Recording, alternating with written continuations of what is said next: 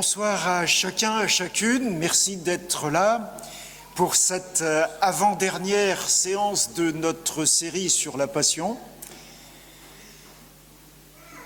Je voudrais rappeler à tous que nous arrivons ce soir à notre regard sur le 4e évangile, l'évangile de Jean, et que nous allons voir encore une fois un texte qui est fort intéressant, qui à la fois a un schéma comparable à celui des autres, mais qui est quand même extrêmement différent. Et donc, on peut très bien avoir l'impression que ce texte ajoute à une cacophonie, ou peut-être que ce texte vient parfaire une symphonie. Donc, nous allons entrer dans notre programme de ce soir, et je voudrais vous rappeler que nous avons réservé à demain, dimanche, tout ce qui concerne la suite, c'est-à-dire la résurrection qui est évoquée dans les 4 évangiles. Donc ce soir, nous nous attaquons à la Passion selon Jean. Et j'ai donné un titre à ce texte-là, comme aux autres. Ce n'est plus ni un scandale, ni simplement c'était écrit, ni le comble de la tendresse, mais cette fois-ci, je donne ce titre, la gloire d'un souverain. C'est vraiment quelque chose de très différent. Je voudrais vous rappeler que Jean est un texte qui a été écrit autour de l'an 95, donc certainement 15, 20, voire même 25 ans après les autres. Donc c'est un texte qui est plus récent et ça nous permet de dire que très probablement l'auteur de ce texte a connu les autres évangiles, les autres textes, ceux que nous avons déjà lus ensemble au cours des jours précédents. Ensuite, l'une des choses qui est très frappante dans son texte, c'est que Jean se fie à un calendrier qui est différent. Quand on regarde bien les 3 autres textes, Marc, Matthieu et Luc, on a vraiment l'impression que Jésus est mort le jour de Pâques, c'est-à-dire que le vendredi était la date, cette année-là, où on immolait l'agneau, et donc une date tout à fait particulière dans le calendrier des fêtes d'Israël. Alors que chez Jean, on a l'impression que c'est le lendemain qui est le jour de la fête de Pâques, dans la façon dont il décrit les événements. Donc on a une référence à un calendrier qui est différent chez Jean. Et puis enfin, je dirais, pour résumer les choses très simplement pour l'instant, et nous allons voir cela dans le détail, que Jean ajoute des éléments qui sont personnels.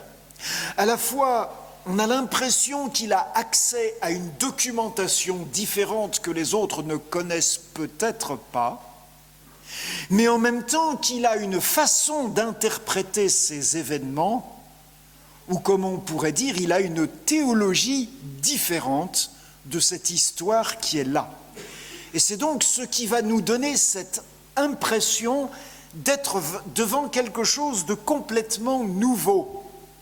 Parce que finalement, ce que Marc, Matthieu et Luc ont écrit pourrait être assez facilement compatible.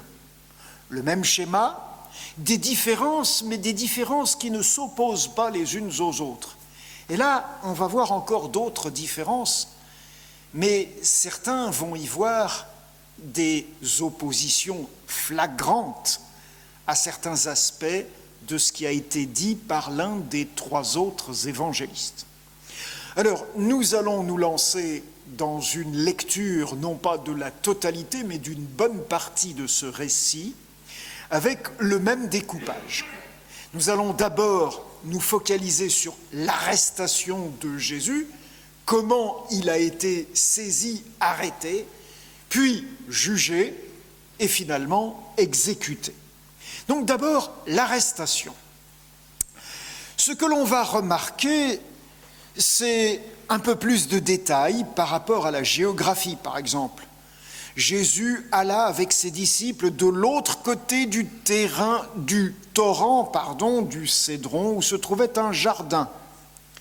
Et Judas, qui le livrait, connaissait ce lieu parce que Jésus et ses disciples s'y étaient souvent rendus.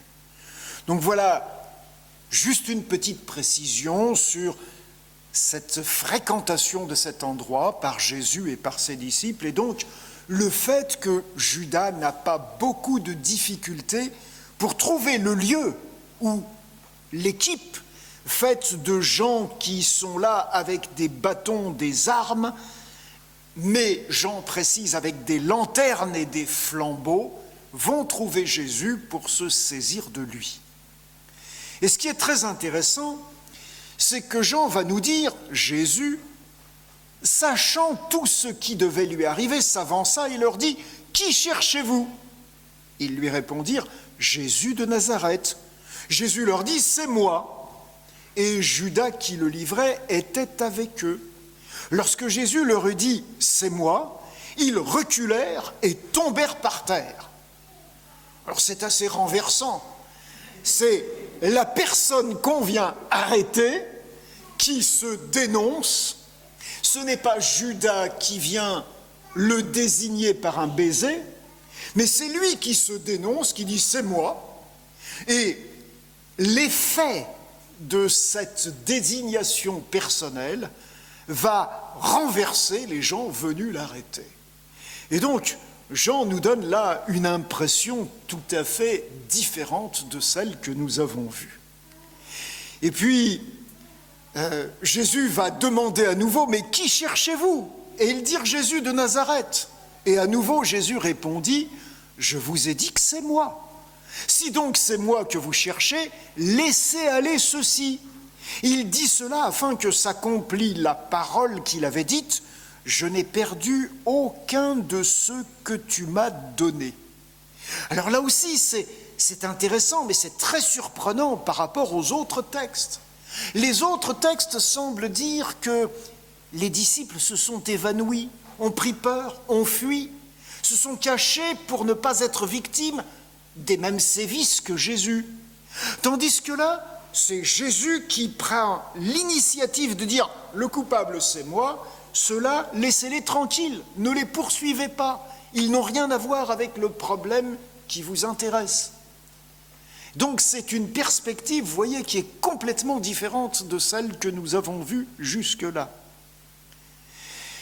Et on va nous dire maintenant que Simon-Pierre, qui avait une épée, la tira et frappa le serviteur du grand prêtre. Vous vous souvenez, Marc disait, une des personnes présentes prit une épée et frappa le serviteur du grand prêtre. Matthieu avait dit, un de ceux qui étaient avec lui, donc du côté de Jésus. Et Luc va être dans le même sillage que Matthieu, tandis que Jean va désigner personnellement Simon-Pierre, le disciple, en général le plus fougueux, celui qui est le premier à se mettre en avant devant les événements. Et une fois que Jean a désigné Simon comme responsable de cet acte de violence, on nous précise que ce serviteur s'appelait Malchus. Tiens, on ne savait pas comment il s'appelait antérieurement. Et c'est une des raisons pour lesquelles je vous dis qu'il est peut-être probable que Jean disposait d'une documentation que les autres n'avaient pas.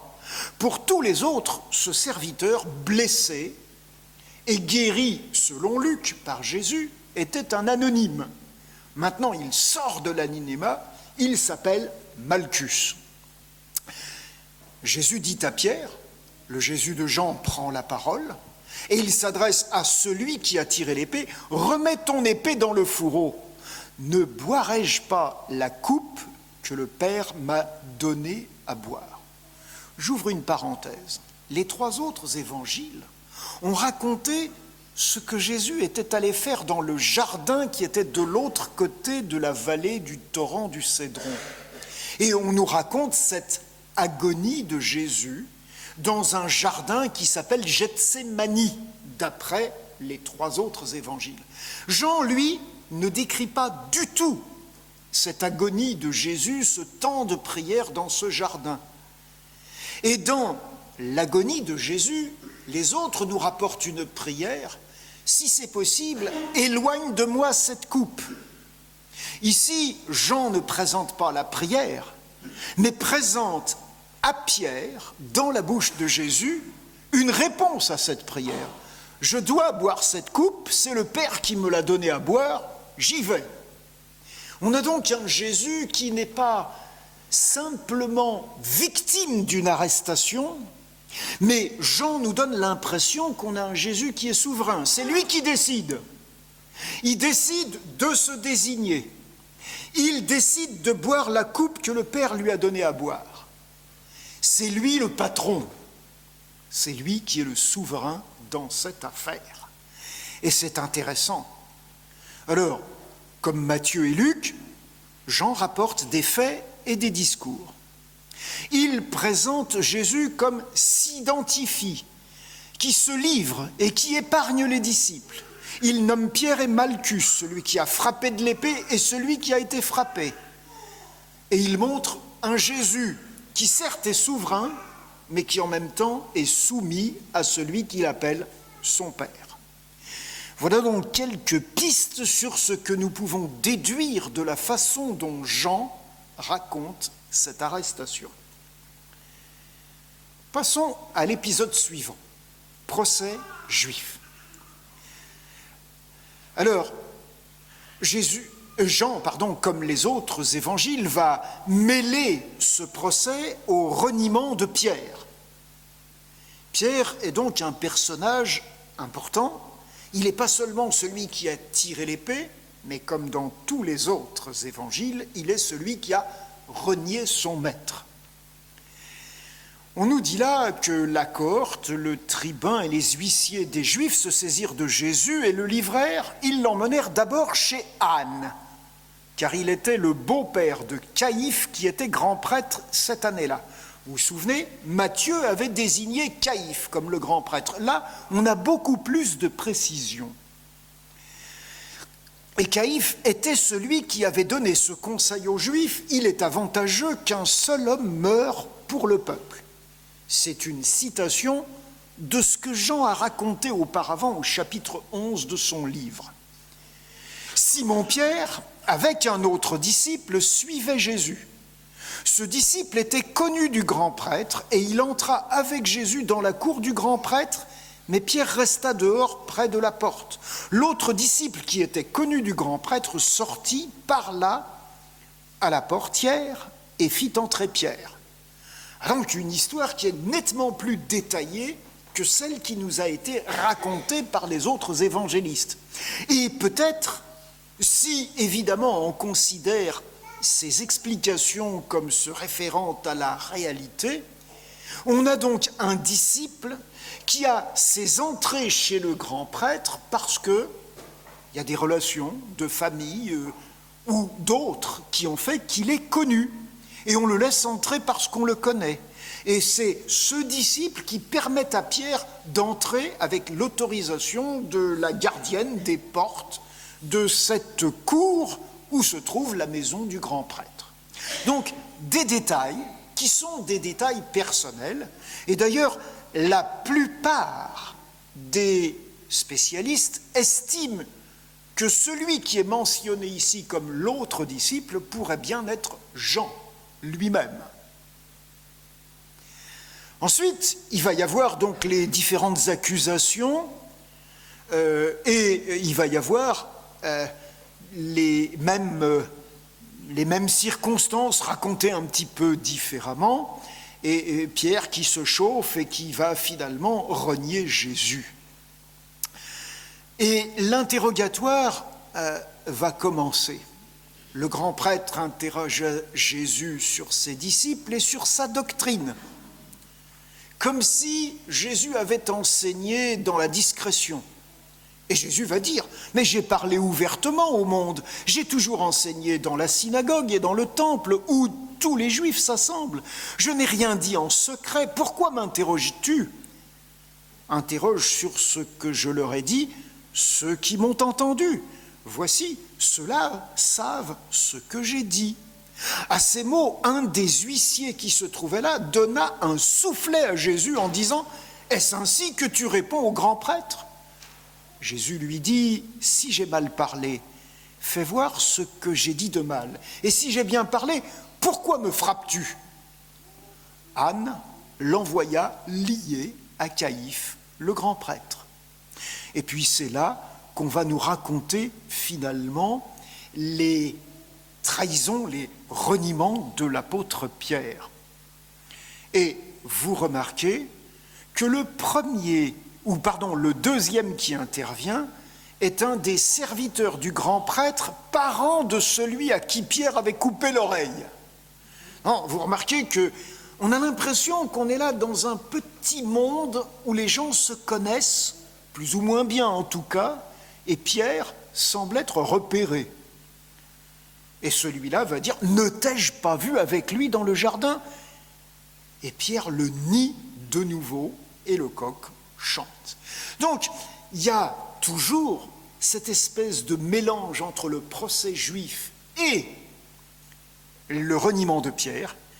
Mais vous remarquez que le procès, c'est juste une discussion sur les disciples de Jésus et son enseignement, et Jésus qui dit « Mais je ne vais pas vous expliquer ce que j'enseigne, vous le savez déjà, puisque je n'ai jamais rien enseigné en secret. » Donc c'est une toute autre ambiance, cet interrogatoire des autorités juives, par rapport à celle que nous avons vue dans les 3 autres évangiles.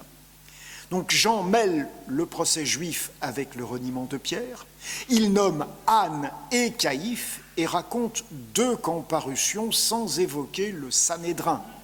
Il fait porter l'interrogatoire sur les disciples et sur l'enseignement de Jésus, et il remplace la scène d'outrage par simplement le soufflet que lui donne un des huissiers. Donc on a une version qui diffère assez sensiblement des autres. On passe maintenant au procès romain, et là aussi vous allez voir qu'il y a une énorme différence. Le récit est beaucoup plus long chez Pierre. Ils conduisirent Jésus de chez Caïphe au prétoire, c'était le matin. On a toujours, dans tous les textes, cette précision que les choses vont se dérouler le matin. Ils n'entrèrent point eux-mêmes dans le prétoire afin de ne pas se souiller et de pouvoir manger la Pâque. Pilate sortit donc pour aller à eux, et il dit « Quelle accusation portez-vous contre cet homme ?» Et ils lui dirent « Si ce n'était pas un malfaiteur, nous ne te l'aurions pas livré. » Sur quoi Pilate leur dit « Prenez-le vous-même et jugez-le selon votre loi. » Les Juifs lui dirent « Il ne nous est pas permis de mettre quelqu'un à mort. » C'était afin que s'accomplisse la parole que Jésus avait dite lorsqu'il indiqua de quelle mort il devait mourir. Alors, il y a en tout cas 2 éléments qui sont dans l'évangile de Jean, un au chapitre 3, où Jésus va se comparer à ce serpent qui avait été taillé en bronze pendant la traversée du désert sous la direction de Moïse, et où Jésus disait « Comme le serpent a été élevé, il faut que je sois élevé », et Jean disait « C'était une façon d'annoncer qu'il serait élevé pour mourir », et certains ont compris ça comme la crucifixion, qui est donc une espèce de pendaison où forcément le condamné devient plus haut que les spectateurs de ce terrible spectacle. Et puis au chapitre 12, Jésus a une parole dans laquelle il dit « Lorsque je serai élevé, j'attirerai tous les hommes à moi ». Et c'est cette parole qui est évoquée ici par l'apôtre Jean. Mais ces 2 paroles antérieures de Jésus ne se trouvent que dans l'évangile de Jean.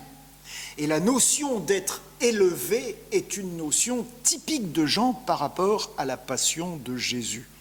C'est la raison pour laquelle je dis dans le titre que c'est ici la présentation de la gloire, l'élévation glorieuse d'un souverain.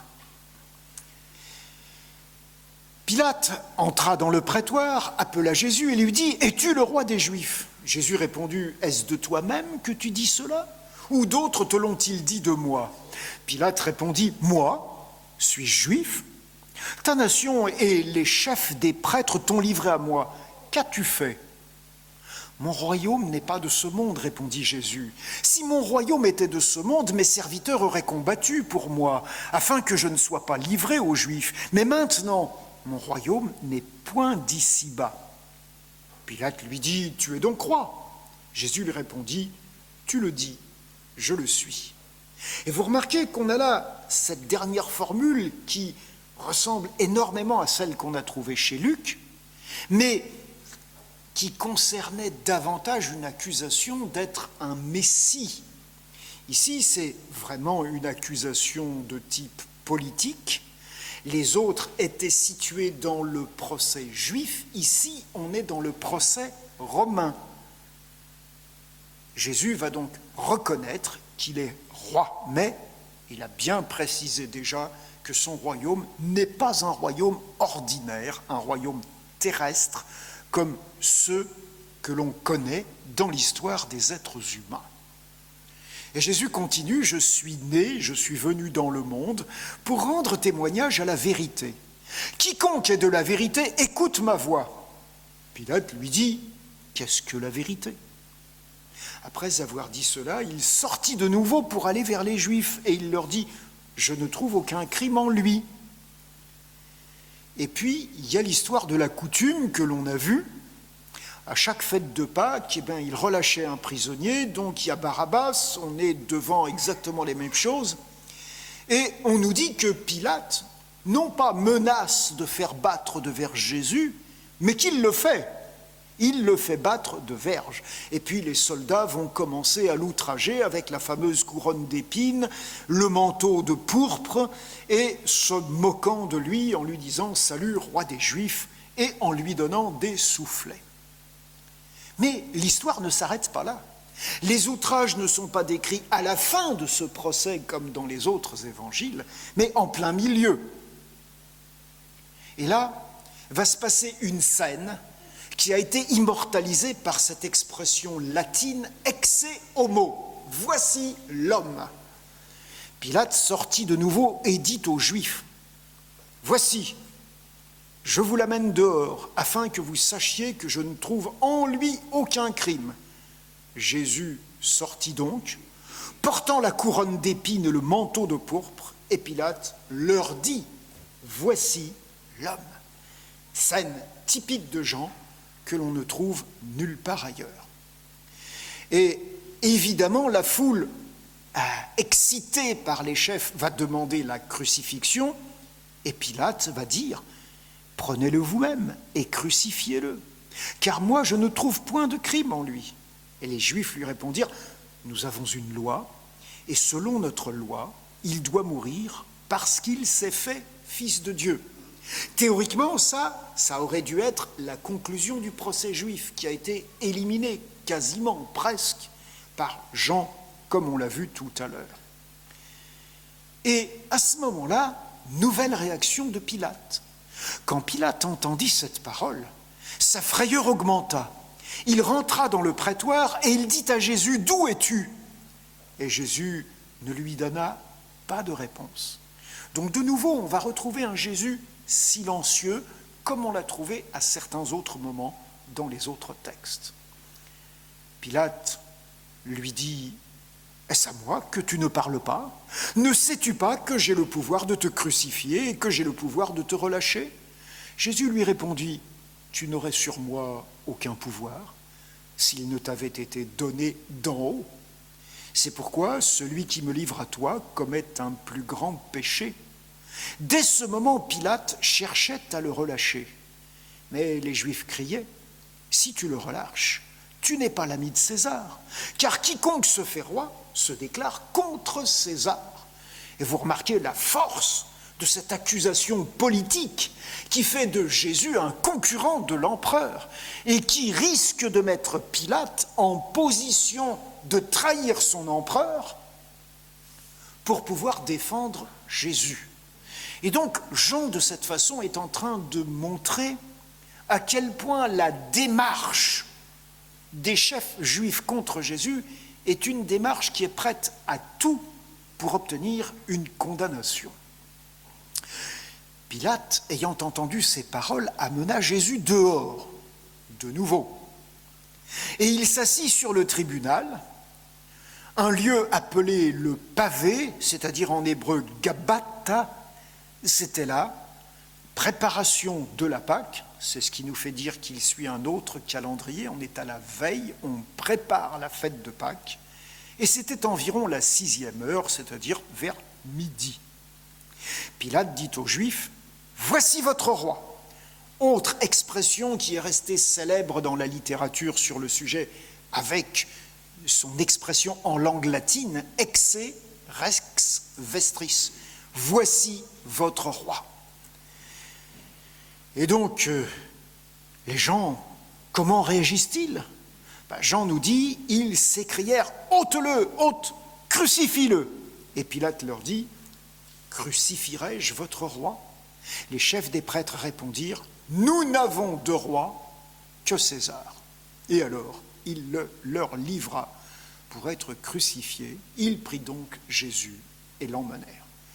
On voit donc que Jean insiste énormément sur le procès romain, en faisant un procès politique. Tout se joue autour de cette fonction royale.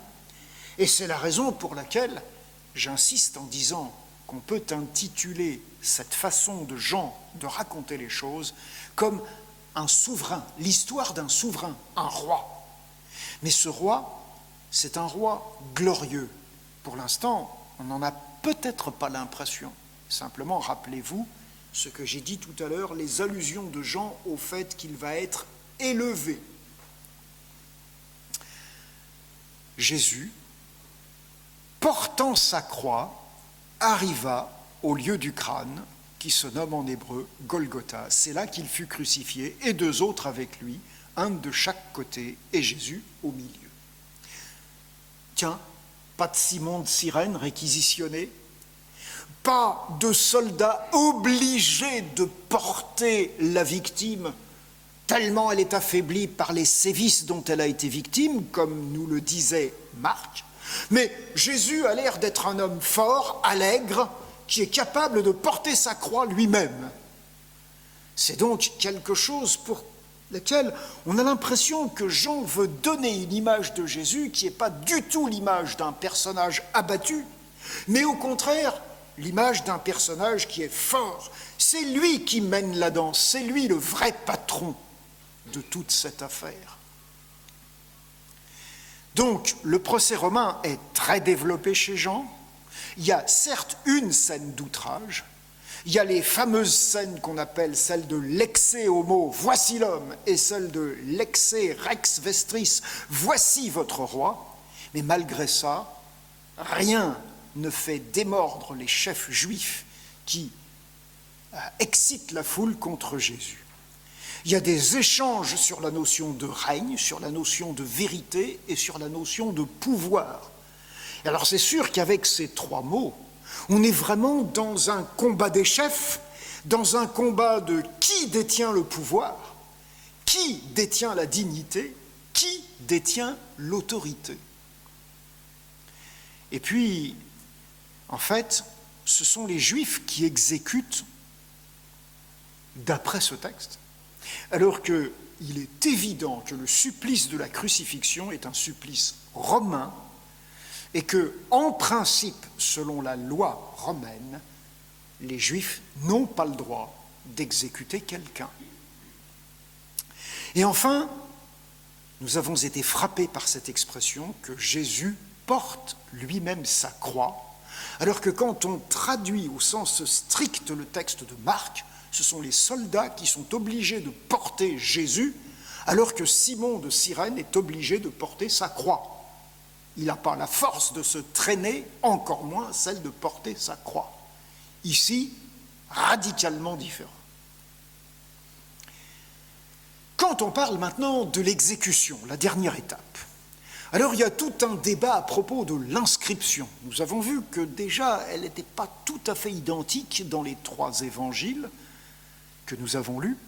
Mais ici, on va nous dire que Pilate fit une inscription placée sur la croix et elle était ainsi conçue.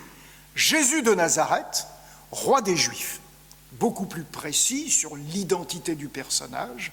Et puis, c'est pas roi d'Israël, mais c'est roi des Juifs, de ceux qui justement l'ont condamné. Beaucoup de Juifs lurent cette inscription parce que le lieu où Jésus fut crucifié était près de la ville. Elle était en hébreu, en grec et en latin.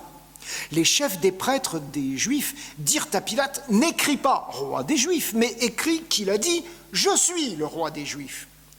En quelque sorte, c'est sa prétention, nous on n'est pas d'accord. Pilate répondit « Ce que j'ai écrit, je l'ai écrit ». Tiens, à un moment, il fait preuve d'autorité. Et après avoir crucifié Jésus, il va y avoir encore davantage de détails à propos des vêtements. On a vu que chacun des autres textes parlait des vêtements, mais ici, on va nous dire « Ils en firent 4 parts, une part pour chaque soldat. Ils prirent aussi sa tunique qui était sans couture, d'un seul tissu depuis le haut jusqu'en bas, et ils dirent entre eux, ne la déchirons pas, mais tirons au sort à qui elle sera. » Donc, il y a là quelque chose qui est assez précis par rapport à ce qu'on a vu dans les autres évangiles, et il y a de nouveau cette référence au psaume 22, où on a tiré au sort sa tunique, et le bilan c'est « voilà ce que firent les soldats ». Après ça, il va y avoir un épisode complètement nouveau encore. Près de la croix de Jésus se tenait sa mère et la sœur de sa mère, Marie, femme de Clopas, et Marie de Magdala. Celle-là, on l'a déjà vue, elle était toujours là. Les 2 autres, on est un peu moins hésitants, et elles sont présentées de façon très précise. La mère de Jésus et la tante de Jésus, la sœur de sa mère. Jésus, voyant sa mère, et auprès d'elle le disciple qu'il aimait, dit à sa mère, « Femme, voilà ton fils. » Puis il dit au disciple, « Voilà ta mère. » Et dès ce moment, le disciple l'a pris chez lui. Voilà une petite scène tout à fait surprenante. Alors là aussi, bien sûr, on va dire que très probablement ce disciple présenté comme le disciple que Jésus aimait pourrait bien être Jean, l'apôtre Jean, fils de Zébédée et de Salomé, frère de Jacques, qui faisait partie des intimes de Jésus. Mais dans l'évangile de Jean, on parle souvent de ce disciple, mais jamais on ne le nomme. On le nomme éventuellement toujours par une expression « l'autre disciple » ou « celui que Jésus aimait ». Et c'est vrai qu'à partir de là, se sont forgées des traditions qui disent que Marie a été en quelque sorte adoptée par Jean et qu'elle l'a suivi un peu partout, et les traditions les plus folkloriques vont nous dire que Jean a voyagé, s'est trouvé dans la ville d'Éphèse où il a terminé sa vie, et que Marie l'a suivi là-bas, et que c'est là-bas qu'elle est morte, et que c'est passé ce qui est dans le dogme catholique, l'Assomption de Marie. Et quand d'ailleurs vous allez visiter Éphèse en Turquie aujourd'hui, on vous fera même visiter la maison où elle a résidé. Il est très probable, d'après les historiens, que Marie soit morte bien avant que Jean déménage dans cette région de Turquie occidentale vers Éphèse. En tout cas, l'image que Jean cherche à laisser de Jésus, c'est un Jésus qui se préoccupe de sa mère. Évidemment, cette scène a fait aussi pas mal discuter sur l'histoire et laisse pas mal d'arguments de ceux qui disent, eh bien, c'est probablement que Marie, à ce moment-là, est veuve. Joseph devait être bien plus âgé qu'elle, il est décédé. Et que ceux qui sont appelés dans les autres évangiles les frères de Jésus n'étaient peut-être pas les fils de Marie, mais peut-être les fils de Joseph, et que Jésus n'a pas souhaité confier sa mère à un de ses demi-frères, éventuellement, ou cousins, mais qu'il l'a confiée à un de ses disciples en qui il aurait eu une confiance plus grande. Mais vous remarquez qu'on peut spéculer à tout va sur une déclaration de ce genre-là. Et puis la scène se continue avec encore des particularités du texte de Jean. Après cela, Jésus, qui savait que tout était déjà consommé, dit « Afin que l'écriture fût accomplie, j'ai soif ». Il y avait là un vase plein de vinaigre et les soldats en remplirent une éponge. Et l'ayant fixé à une branche d'hysope, ils l'approchèrent de sa bouche. Et quand Jésus eut pris le vinaigre, il dit « Tout est accompli ». Et baissant la tête, il rendit l'esprit. Vous remarquez que cette histoire de boire, elle a été présentée dans les autres évangiles. Mais chaque fois, ce sont soit des soldats, soit des témoins de la scène qui ont suggéré de lui offrir à boire et que Jésus a goûté, voire refusé, mais en tout cas n'a pas vraiment bu ce qui lui a été offert. Ici, Jean nous le présente comme c'est lui qui prend l'initiative, et il prend l'initiative pour accomplir les Écritures. C'est donc lui qui est le patron des événements, c'est lui qui décide de ce qui se passe. Et c'est assez surprenant de voir cette façon que Jean a de raconter les choses. Donc Jean amplifie la question de l'inscription, il amplifie la scène des vêtements, il montre un Jésus qui s'occupe de sa mère et il supprime toutes les scènes de moquerie et les remplace par un Jésus qui décide de ce qui se passe et qui connaît les Écritures et qui décide en fonction de ce que disent les Écritures de l'Ancien Testament. On est vraiment dans un contexte complètement différent de ce que les autres nous ont dit. Enfin, dernière scène, la scène de la mise au tombeau. Et là aussi, Jean est très personnel dans sa façon de raconter les choses. Dans la crainte que les corps ne restent sur la croix pendant le sabbat, car c'était la préparation et ce jour de sabbat était un grand jour, jour de la fête de la Pâque, alors que pour les autres, c'était ce jour même, le vendredi, qui était le jour de la Pâque. Les Juifs demandèrent à Pilate qu'on rompe les jambes aux crucifiés et qu'on les enlève. Et les soldats virent donc, et ils rompirent les jambes au premier, puis à l'autre qui avait été crucifié avec lui. S'étant approchés de Jésus et le voyant déjà mort, ils ne lui rompirent pas les jambes. Mais un des soldats lui perça le côté avec une lance, et aussitôt il sortit du sang et de l'eau. Celui qui a vu en rend témoignage, et son témoignage est vrai, et il sait qu'il dit vrai, afin que vous croyiez aussi. Cette scène est assez spéciale. C'est une scène que l'on n'a pas vue du tout. Alors elle s'explique, encore une fois, par le type de supplice qui est la crucifixion. La crucifixion fait mourir le crucifié par asphyxie. Et le crucifié, pour respirer, doit presser sur ses jambes pour détendre son corps suspendu par les bras, afin que le diaphragme se relâche et que les poumons puissent enfin permettre à l'air d'entrer. Et à ce moment-là, il respire. Et il peut survivre comme ça longtemps, tant qu'il a la force de se pousser sur ses jambes et éventuellement de se hisser sur ses bras fixés à la transversale de la croix. Et si on veut qu'un crucifié meure, La solution est relativement simple. On lui casse les jambes, il n'arrive plus à pousser et il s'asphyxie très rapidement.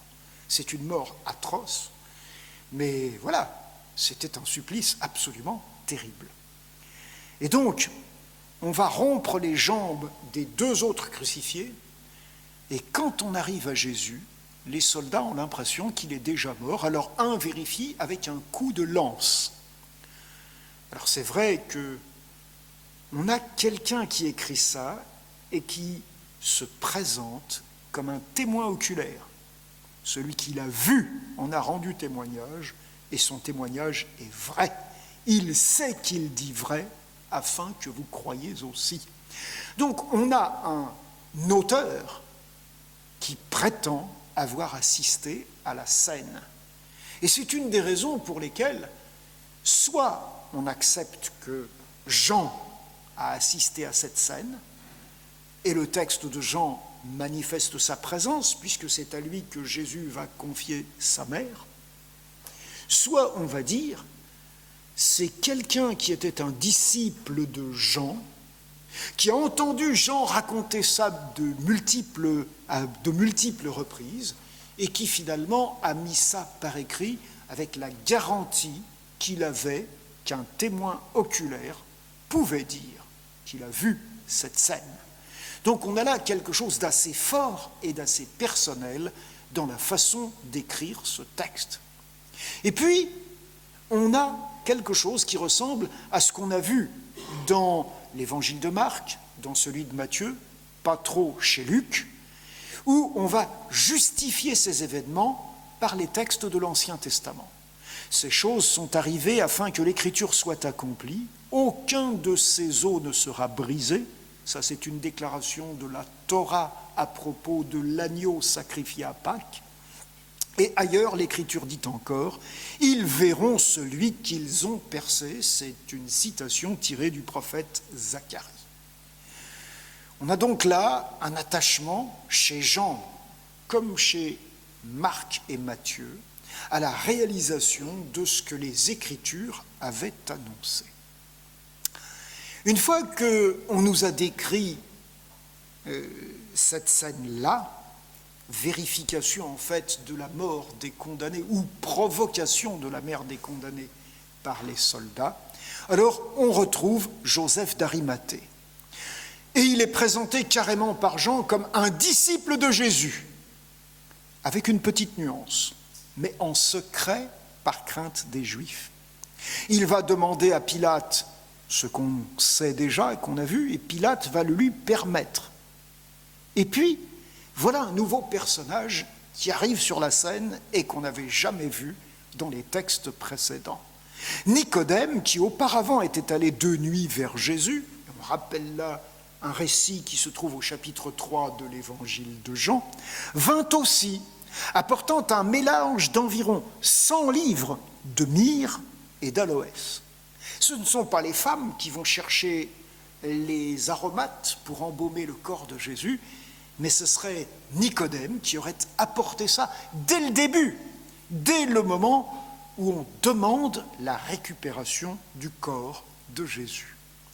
Et on nous dit, ils prirent donc le corps de Jésus, l'enveloppèrent de bandes avec des aromates, comme c'est la coutume d'ensevelir chez les Juifs. Or, il y avait un jardin dans le lieu où Jésus avait été crucifié, et dans le jardin, un sépulcre où personne encore n'avait été mis.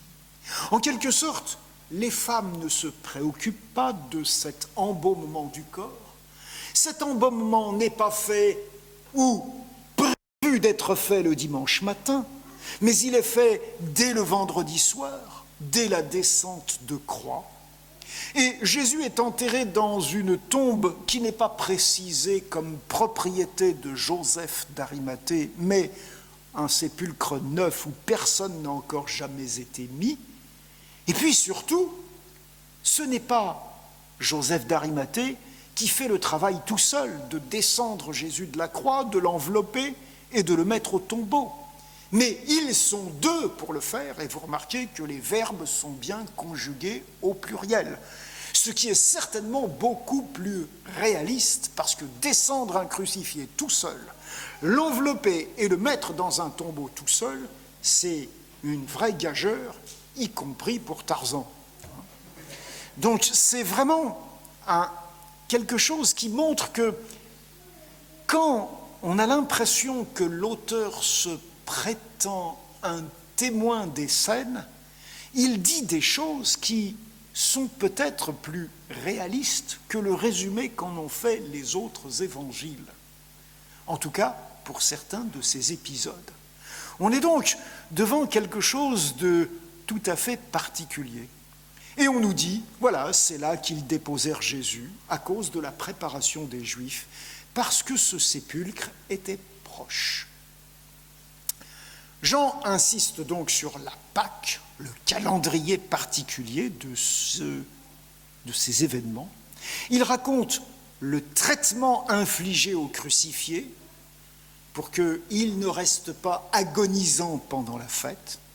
Il lit l'état de Jésus déjà mort et à qui on ne brise pas les os, mais à qui on donne un coup de lance à des prédictions de l'Écriture. Il implique à la situation de Joseph l'intervention de Nicodème. Il explique aussi que c'est eux qui s'occupent de l'embaumement avec des produits fournis par Nicodème. Voilà donc comment Jean raconte cette histoire. Quel bilan pouvons-nous en tirer ? Bien, on remarque que Jean a éliminé pratiquement toutes les scènes d'humiliation, de souffrance. Il élimine un véritable procès juif, avec beaucoup de moqueries, des ténèbres, le cri d'abandon, l'histoire du larron et la fin de Judas. Tout ça, Jean l'élimine. Est-ce que ça veut dire qu'il l'ignore ? Peut-être pas. Mais ça veut dire que ça ne correspond pas, en tout cas, à son projet d'écriture, à l'interprétation qu'il veut donner de ces événements. Par contre, il ajoute au procès romain les deux scènes de « Voici l'homme et voici votre roi ». Et puis, il ajoute un certain nombre de détails à l'exécution et puis à la mise au tombeau. Et donc, on a là des scènes qui sont typiques de ce que Jean essaye de faire comprendre. Alors, résumons l'ambiance générale que Jean essaye de donner à l'ensemble de ces scènes. Pour lui, Jésus est le maître des événements. Et ça ne surprend pas le lecteur de son évangile, parce que quelques chapitres avant, à un moment donné, il va dire que Jésus s'est comparé à un berger, qu'il s'est comparé à un berger qui donne sa vie pour ses moutons. Et d'après l'apôtre Jean, Jésus va préciser « Personne ne m'ôte la vie, c'est moi qui la donne. Et j'ai le pouvoir de la donner et le pouvoir de la reprendre. » C'est vrai qu'il faut une certaine audace si on considère Jésus comme un humain ordinaire pour dire des choses pareilles. Et ce que Jean essaye de faire comprendre à ses lecteurs, c'est que ce qu'il a résumé par ces petites phrases, c'est vraiment ce qui se passe dans la description des événements. C'est Jésus qui se livre à ceux qui l'arrêtent. C'est Jésus qui accepte la condamnation telle que finalement Pilate va la consentir à la foule qui hurle contre lui. Et Jésus est présenté comme un véritable roi et même comme un juge, parce qu'il va dire à Pilate, rappelez-vous, si tu n'avais pas reçu le pouvoir d'en haut, tu n'aurais pas du tout le pouvoir que tu prétends avoir de me condamner ou de me relâcher. Le pouvoir, il vient d'en haut. Et il est évident, encore une fois, que pour le lecteur de l'évangile de Jean, Jésus est présenté comme celui qui vient d'en haut, qui est envoyé par le Père, qui est délégué par Dieu pour une mission particulière, et cette mission, elle passe par cette passion, par cette mort et bien sûr par cette résurrection. Jésus remplit donc sa mission en donnant sa vie. Voilà le message de Jean qui est un message très fort. Il est le maître, c'est la gloire d'un souverain, et Jean va expliquer à certains autres endroits de son évangile. Il va dire, y a-t-il un plus grand amour que de donner sa vie pour ses amis ? Et il va dire, moi je suis celui qui vous appelle mes amis, et je vais donner ma vie pour vous. C'est-à-dire qu'en quelque sorte, cette mort de Jésus est présentée par Jean comme un cadeau que Jésus fait à ceux qui veulent bien le suivre et croire en lui. Et puis, il y a cette scène tout à fait unique où Jésus confie sa mère aux disciples dits bien-aimés. Voilà donc un portrait de Jésus qui est tout à fait particulier. Et ce portrait, il a été précédé d'une prière qui se trouve occuper presque tout le chapitre 17 de cet évangile qui précède ces récits de la passion de Jésus selon Jean. Et dans cette prière, il y a une insistance. Jésus dit à son Père, « Glorifie-moi, donne-moi la gloire que j'avais quand j'étais auprès de toi. » Et en quelque sorte, l'impression que Jean semble essayer de transmettre à ses lecteurs, c'est que la vraie gloire du souverain, la gloire de Dieu qu'il présente comme ayant envoyé Jésus sur la terre pour donner sa vie, la gloire consiste à donner. La gloire consiste à ne pas faire forcément cas de sa propre vie et à considérer que si cette vie, en étant donnée, peut en aider d'autres, alors c'est là que se trouve la véritable gloire du souverain qui n'est pas le souverain d'un royaume de ce monde, mais qui est le souverain d'un autre type de royaume. En quelque sorte, Jean est en train de faire la promotion de ce qu'on appelle le royaume de Dieu, ou le royaume des cieux, ou le royaume de Jésus, dont il est le roi. C'est un royaume où la vertu éthique première consiste à se donner pour le bien des autres. Voilà la grande orientation de cet évangile de Jean. Eh bien, je vous donne rendez-vous demain pour la partie qui est peut-être encore plus surprenante que tout, c'est d'en arriver à des textes qui disent que l'objectif de la passion, c'est le retour à la vie, c'est la résurrection de Jésus. Alors, c'est la chose la plus incroyable, mais c'est intéressant de voir comment les 4 évangiles ont raconté ça. Donc, rendez-vous à demain pour ressusciter.